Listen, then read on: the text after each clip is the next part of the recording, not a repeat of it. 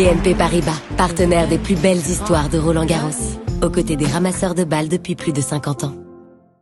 Well, the emotions were really nice. Last time I was there playing was finals of Olympics, so of course I did relive those memories that were wonderful. And but you know, it was quite challenging conditions, I think, at the beginning of the match with the wind and rain and everything that was happening. So you know, it took me some time to really find the rhythm on the court with striking the ball and moving. Because conditions were quite different from Geneva. So, but all in all, a solid match. 3 times 6-3. So it's, you know, it's good. It can always be better, but I must be content and satisfied with the first round. Hey Novak, well done.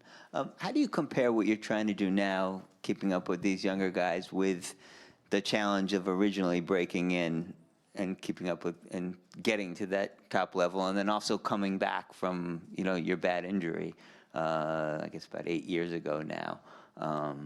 Just sort of curious what the 3 different experiences are like. Can you just, which injury are you referring to? With the elbow.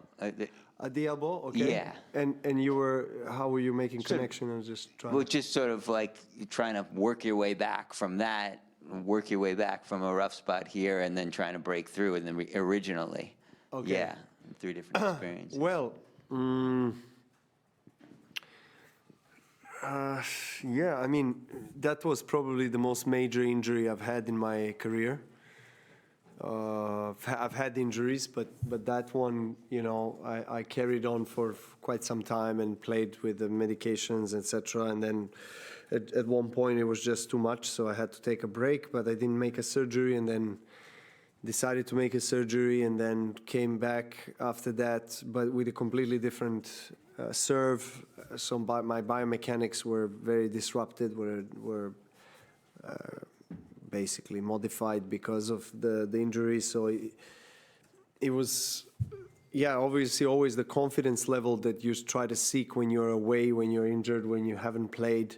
It comes with matches, but for me it was even more challenging because I completely changed the motion for the serve. So I had to find that again or find a new one, which actually, if you see the service motion I had prior to that injury and post, my service motion is quite different.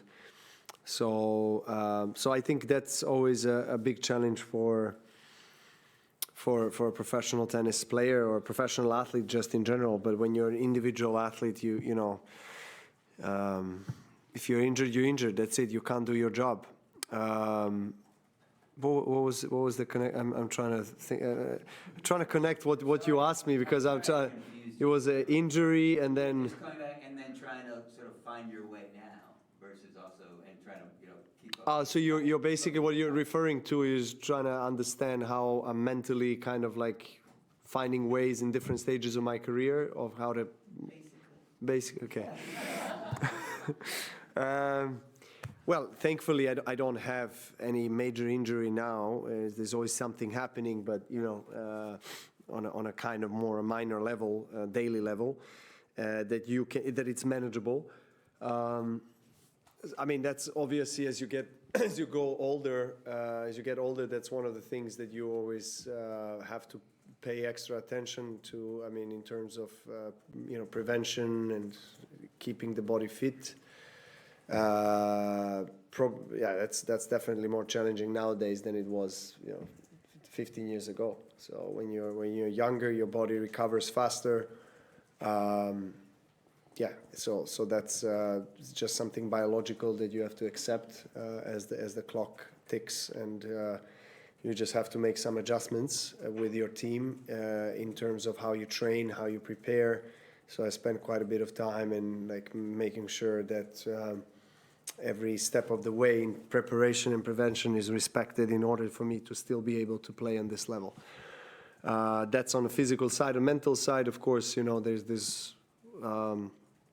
are always challenges. There are always, you know, doubts, but there's also motivations and goals, and what inspires you. What's the purpose of you still competing? You know, of course, I have those questions, but thankfully I have several different motivations that keep me going, and of course history and making records and achieving great things in this sport is definitely one of them. So I don't hide that at all. I don't mind vocalizing that. So yeah, that's really what I feel, and what I try to kind of carry into my weekly life on the court, which definitely it doesn't become easier in terms of motivation. So you have to kind of dig deeper and be also surrounded with the right people. Have a good environment is also key, because you're very repetitive. So I try to mix things up and do different sports, keep me going, and different things that just keep my mind fresh. David. Hi there, Novak. You had a good experience in Geneva last week, winning the tournament. You've made a good start here. You've also had some great success in the Rome tournament in the past and had good experiences there. I just wondered if you could clarify why you chose not to play Rome this time. It was a decision to play Madrid instead of Rome this year. That was not normally the case. Like if I had to choose between the two, I would normally be choosing Rome. As schedule-wise, it was just better. But yeah, this year I wanted to play Madrid. I haven't played it in a while, and I felt like that I just didn't want to play both. As I played Monte Carlo quite early shortly after Miami, which maybe wasn't the best decision, but again, Monte Carlo is a place where I feel like at home, and I always have temptation to play. It was hard to skip that one, but anyway, Geneva was not in the plans. It was not in the schedule, but I was talking with my team and decided to have that because I didn't have practically only 2 matches on clay, and I'm a type of player that is required to play a bit more in order to find the right game for clay. It doesn't come very natural to me as maybe for some other guys.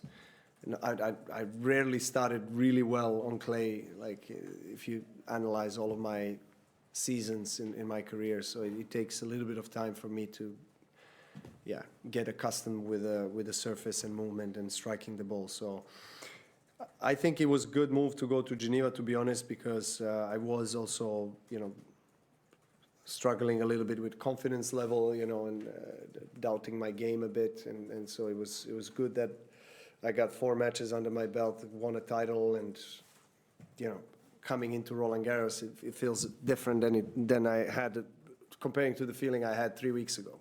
So let's see how far I can go here, but I have a good feeling for now. Hi, Novak. Your next opponent will be French. Whoever you play.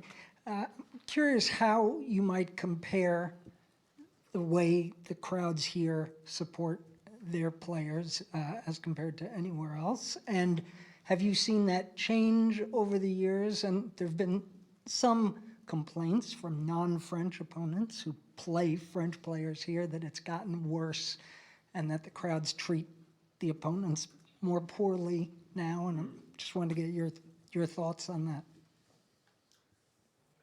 Well, it's logical to expect that. Let's take all 4 slams. Anywhere you go and you play the local player coming from that country where the slam is played, that they're going to have the crowd on their side, and it's nothing strange about it. It's expected.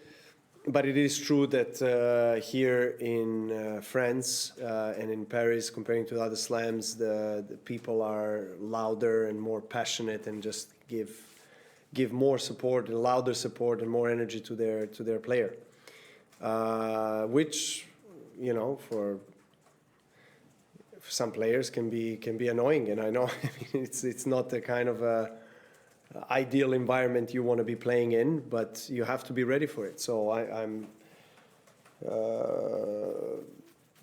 I played in a lot of hostile environments in my career, and it's not something I haven't experienced before. I'm not saying that it's going to be hostile for me or not. I mean, I just expect if I play a French player in Roland-Garros that I would expect that most of the people would cheer the French player, and it's nothing personal to me at all. But, you know, on the court, when you're there and when certain things happen that cross the line, I do understand the players who, you know, protect their space, their integrity, and if somebody disrespects you, starts, you know, you have hecklers. I don't think they're my majority. In contrary, you know, there's always a few people here and there sometimes that would cross the line, and it happened to me quite a few times actually in my career, and then sometimes I would just ignore, but you know, sometimes I would face them, and that's it. You know, then we would be crossing each other, but back and forth, and it's yeah, it's a battle out there. You know, sometimes it's not just a battle with a player. Novak, in the first set, there looked like there was quite a back and forth with you and the umpire and your opponent with the umpire about the roof and the conditions and all of that. Could you just sort of clarify what those conversations were, what was going on? No, I was just asking, you know, if and when they are going to make a decision to close the roof, you know, and how long we will have to play. That was my first question, how long we are going to play under that rain, because it was quite pouring rain out there on the court, and it was affecting the court as well. You know, court became quite dumb and a lot of bad bounces, etc. And the first information I got from chair umpires that that they decided to wait, and so I asked who is they and where are they, you know, and then he said that it's, you know, supervisors and others that are deciding to leave it open. And I said, can I just speak to them, and can they come and see it, you know, because it's quite different from the office or stands and actually being on the court. So that's all that's all basically what was to it.